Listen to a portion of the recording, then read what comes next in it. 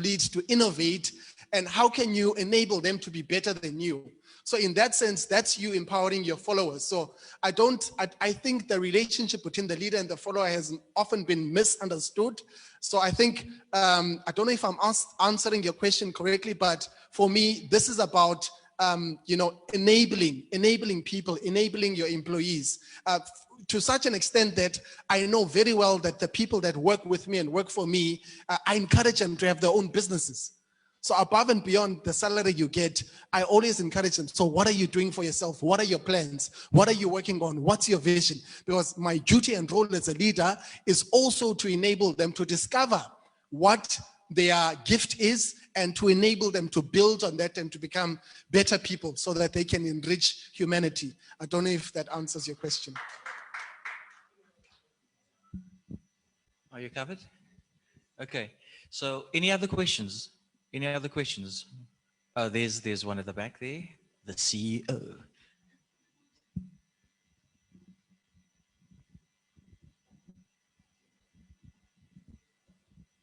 Thank you. My question is related to what Dr. Joy has asked. The impact of this fourth industrial revolution that we're in. But also because jobs of the future are changing so much. I don't think leadership necessarily will not be there. But if you were to advise the startups or youth in particular, what about leadership you think would be the trend in the next 3, 4, 5 years? How does this revolution impact leadership? How has it changed, if at all, previously, currently, going forward?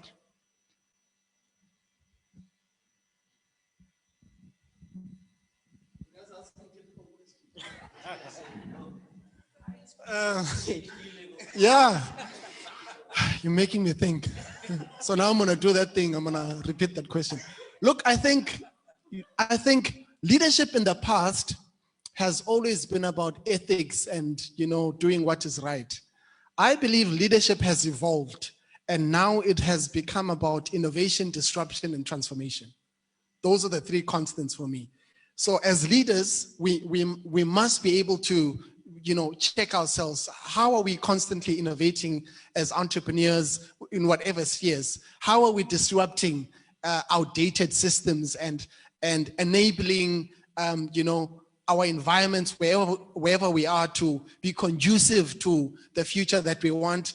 And how are we transforming? How are we bettering other people's lives? So I think there's always been an evolution of leadership. In the past, it was always just about, do what's right, the basics, do what's right, ethics and all of that. Now it's about, how do we innovate? How do we come up with solutions? How do we better other people's lives? How do we, embrace transformation, and how do we pioneer and be at the forefront of the change that we want to see? So I think the first part of your question, for me, that's the difference between leadership then and leadership now. The second part of your question, can you just say that again? I missed that. How will leadership transform? I don't think it's really about the transformation of leadership per se. I think, leadership, there are certain things that will always stay the same. There are truths. Truth is something that is always constant. It doesn't change over time. So I don't think leadership will transform per se. I do think the approach of leaders, the approach of those that call themselves leaders will have to evolve from time to time, depending on, what the future holds. So I would be lying if I said, because I don't know what the future holds. No one knew COVID-19, would be putting us what we're putting through. So I don't know what the future holds, but the best we can do is to always, build ourselves as leaders. And I believe everyone in this room has an ability to lead in their own sphere. So I think the best we could do to prepare for the future is to embrace, discover what we have and how we can lead and become better at that, and hope that when the future comes, we'll be ready for it.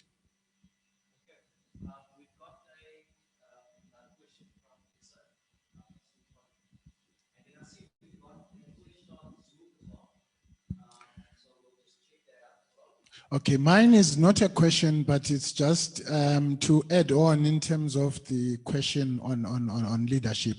One of the salient issues about leadership that will always be there is the whole issue of understanding what drives people to perform. People as a group and people as individuals. And early in the whole study of leadership, there is a book that is called Situational Leadership. That argues that you need to look at the individuals as well as you look at groups. So from a leadership point of view, very important is to look in terms of the group drivers, in terms of how people, are driven in order for them to do their ultimate performance, as well as looking in terms of the individual, in terms of your team and how to let them drive and how to understand their strength and be able then to delegate properly as well in terms of your leadership skills. Thank you. Can somebody maybe just read the question on Zoom? We don't want to miss that. If we could just put it up quickly again for us. How do we encourage the youth to become, develop, and sustain resilience, especially as entrepreneurs? That's the good job that I have, so I will give over to one of the guys. Here we go. That's my job. Thank you. Anyone? Can we put the question up? Yeah, can you please?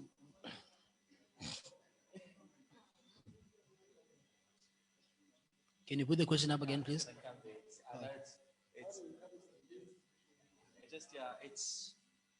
I just saw resilience there. That's you. Just the question again quickly, please. The question that was there. How do we encourage the youth to become, develop, and sustain resilience, especially as entrepreneurs? So how do we develop and sustain resilience as entrepreneurs?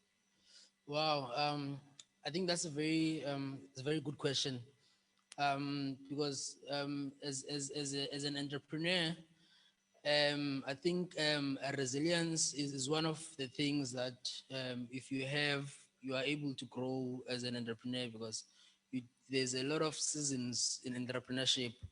There's a scripture that I like. I'm a Christian, by the way. There's a scripture that I like. I think it's in Isaiah. It says, "Whatever that your hands find to do, you must do your best." And when you're an entrepreneur and you perform, it builds courage, it builds confidence, and you are able to tackle, and you are able to withstand tough times during business, because you know that whatever that you are doing it with all your might, and you are giving your best shot. And it's very important that you become resilient and you become strong in business, because business generally is not something that is easy. We need to self-develop. I'm going to say again, we need to develop ourselves. We need to grow our network with people.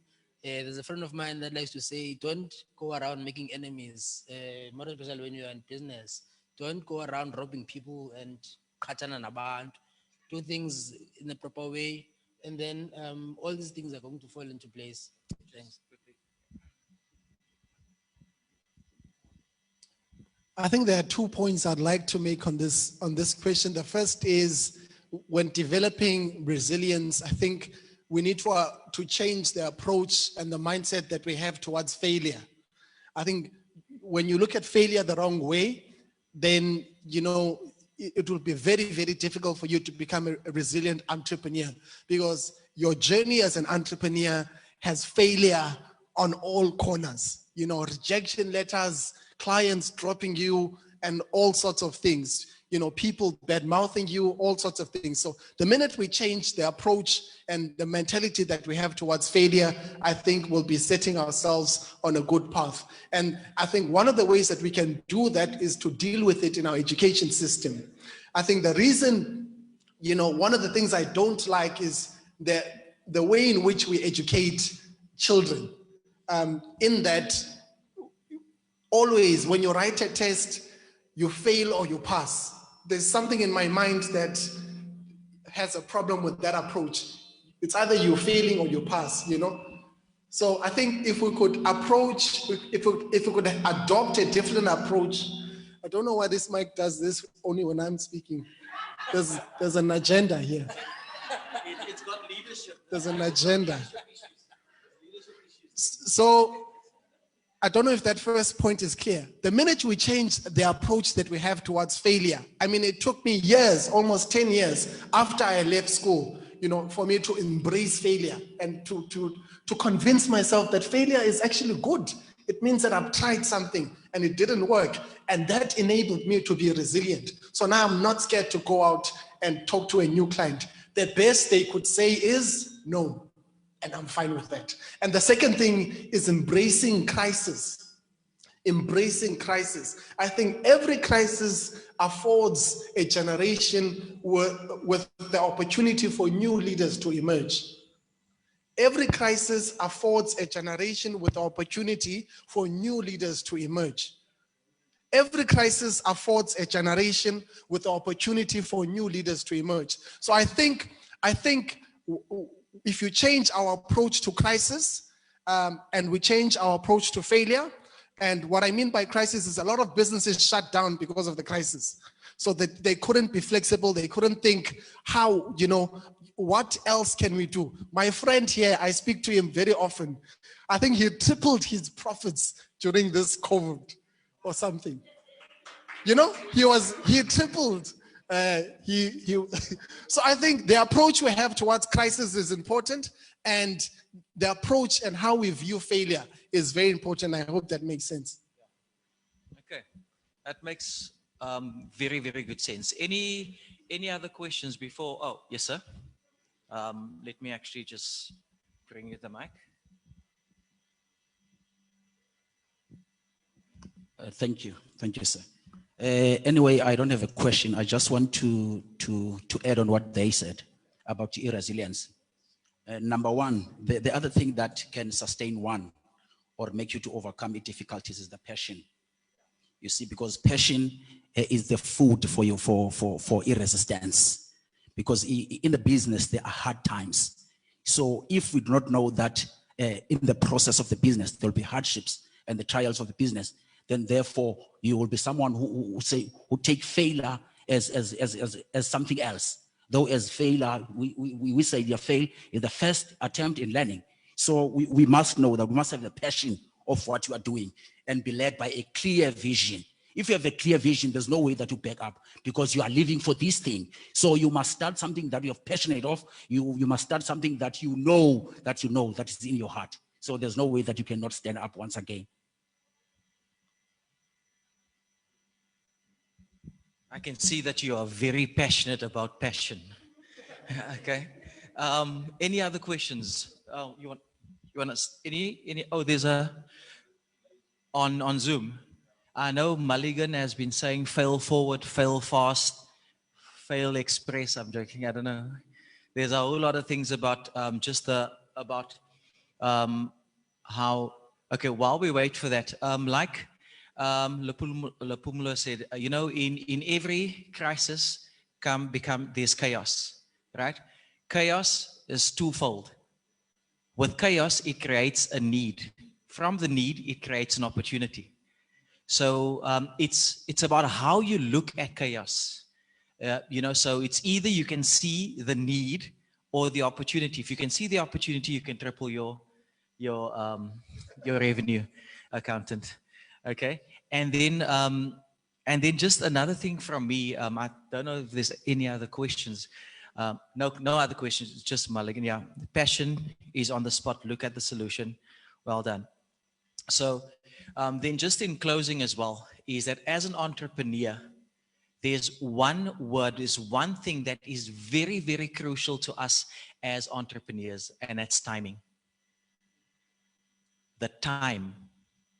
COVID came, right? Do you guys remember Skype? Skype has been there for years, isn't it? COVID came, Zoom. Zoom just came up. Right, the timing. Sometimes your idea, what you have, right, your passion. You need to decipher is it the right time for me to unleash it to the world?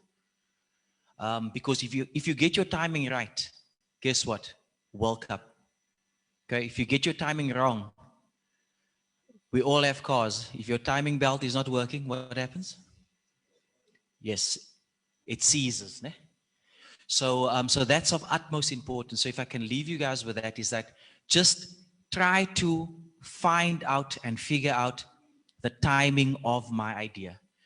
So if there's no other questions, I see Luphumlo has opted and he's asked me to give away two of his books. Okay, so I know already who's the first one going to. It's going to our serial questioner.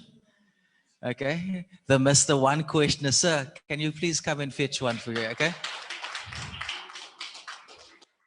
The next time I do a workshop, I must invite you because I know you will always ask questions. Okay. So that's good. Wait. Just, yeah, let's just take a photo so that, yeah, take a photo there. Yeah. And as you hand the book to him as well. Oh, come here. They want me to, please on the other side. Yeah. And I can hide like. Oh. Okay. And then, I don't know, who are we going to give the second one to? So we need to have, we need to be gender biased. So, well, the only female. Oh yeah, because you know what? I was looking at it. The color was actually drawing me to her. So seeing that she dressed for the occasion to actually receive the book, ma'am, thank you very much. Oh no, you must come. They say you must come. The color red. You must come. You see now you've got your book in the cedar. You know it's there now, eh? It's there. You must.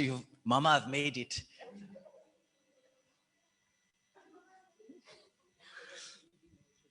Okay, thank you very much, good people. From me, my name is Colin, and I'm out. I would have dropped the mic, but I can't. Eh? I normally do that on stage. Drop the mic. Thank you, Carl. So now we're moving into lunchtime. But what often happens during this time is that we get interactive with VR. If you look at the back there, we have our two colleagues there, Thabang and Tseho, who looks like they're crazy, but I promise you they're not. There's stuff happening there that they are seeing, which we would like for you to engage with. So Thabang, I think we'll want that to be brought here so the cameras can capture the movement quite nicely. So we will, please come forward. Yes. So as we go into lunch where it is pre-packed for us, the same area where we had our, what do you call, our snacks earlier on, we have our lunches packed there. And I'm going to put my board members on the spot that I would like for them to experience this first. And then as and when, so we're gonna have a whole hour to have lunch and then we go into our last session. We should be done promptly by 3, is it? Mr. Mulligan, thank you for joining. We'll see you in a bit because you're in the next panel. Yeah. So let's engage with VR. He's not crazy, I promise. No, see you in an hour. Okay.